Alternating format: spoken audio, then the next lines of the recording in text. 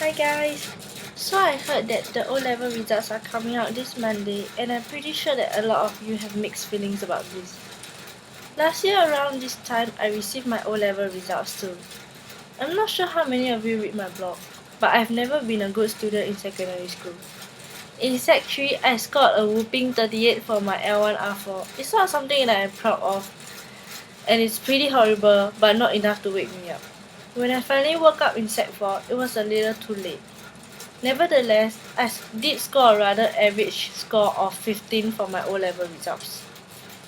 I cried really badly even though I improved a lot because mass communication in Ngee Polytechnic has been my aim since I was Sec 2 and I'm still very interested in the media. However, the cut-off point for my desired course was 10, which means the competition is very damn tough, and with a score like 15, there was no way I could get in. But you know what they say, when there's a will, there's a way. I can't remember how I found out about the Joint Poly Special Admission Exercise, also known as JPSAE, but that saved my life eventually. I applied for Mass Communication in Ngee Poly, Media and Communication in Singapore Poly, and Communications and Media Management in Temasek Poly through JPSAE. The first three choices of my JAE were the same as my JPSAE.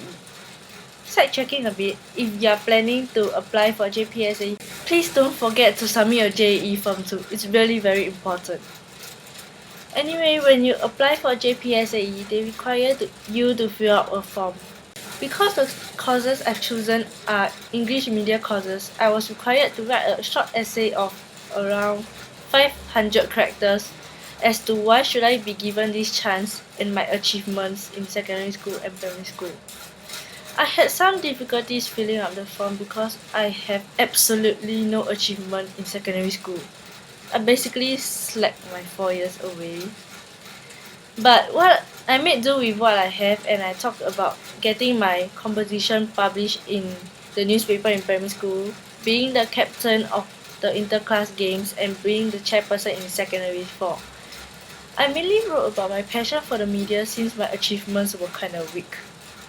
I searched on Twitter and Googled for JPSAE interviews every day, and my spirits got more dampened with each passing day as I see more and more people get caught up for interviews in various polys. I wanted to get into Ngee Poly the most because I know they have the most established media course in the whole of Singapore, but I would also be happy as long as I could be given the chance of studying media. Surprisingly, after a long wait, only Ngee Poly called me up for an interview. It was great because Ngee has always been my dream school. But there was a problem with my email, and when they sent me my interview timing, it couldn't be viewed, so I emailed them back to inquire about it. They were really nice and they even called me to confirm that I have received their reply. I prepared for my portfolio immediately after, and my portfolio consisted of several photos I took during my leisure time, some edits I made, the class lists I designed, some blog posts I wrote, my EduSave awards, pages from my report book, my O-level results slip, some of my better compositions, and since I earn money through advertising on my Twitter, I showed them my earnings as well. I actually went to the interview without any testimonial from the school or teacher because my teachers were unable to provide me with a testimonial since I did not participate in a lot of events in secondary school and they couldn't write me anything. I went for the interview telling myself that if I get in, I'm meant to be there. If not, I'll be happy wherever I am because I was already quite satisfied with all of my 12 choices that I submitted through my JAE.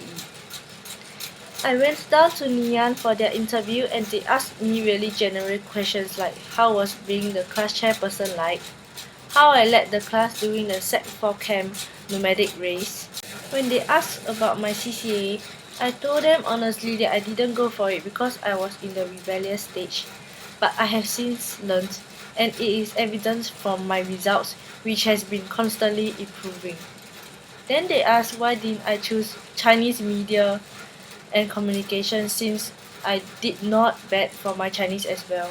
So I told them I couldn't read Chinese. I also emphasize that even though I cannot read Chinese and my languages might not be as strong as others, I am willing to learn if given the chance. The two lecturers that interviewed me were really nice, and although I know I wasn't as strong as the other candidates, I left Ngee Poly feeling really optimistic. I knew then that it wouldn't matter if I got in or not because I have tried my very best, and at least this is a great learning experience even if I didn't get in.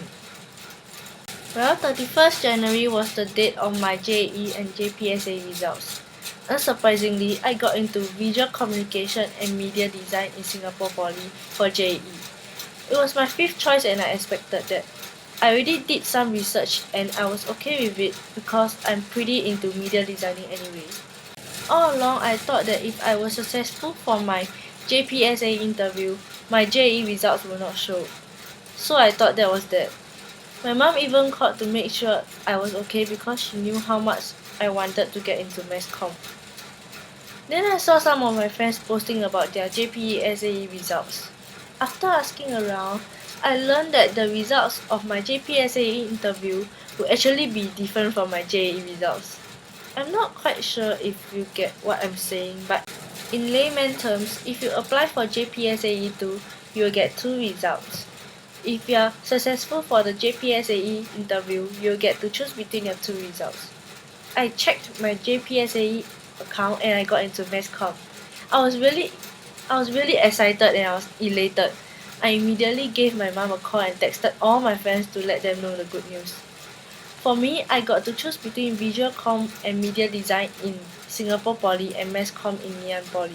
I made my choice and I never regretted. Mass Comm is certainly tough and competitive, but I really enjoy what I'm studying right now. I think what's most important is your passion. Once you lose that fire, or if that fire has never been ignited in the first place, that's it. In conclusion, I hope all of you will not be afraid to chase your dreams no matter what people might tell you. All my teachers told me in my face that it will be almost impossible for me to even get to Poly, much less my dream course. But look at where I am today. And if you don't meet the cut-off point for JAE, don't be afraid to take part in JPSAE. Thank you for watching. Bye!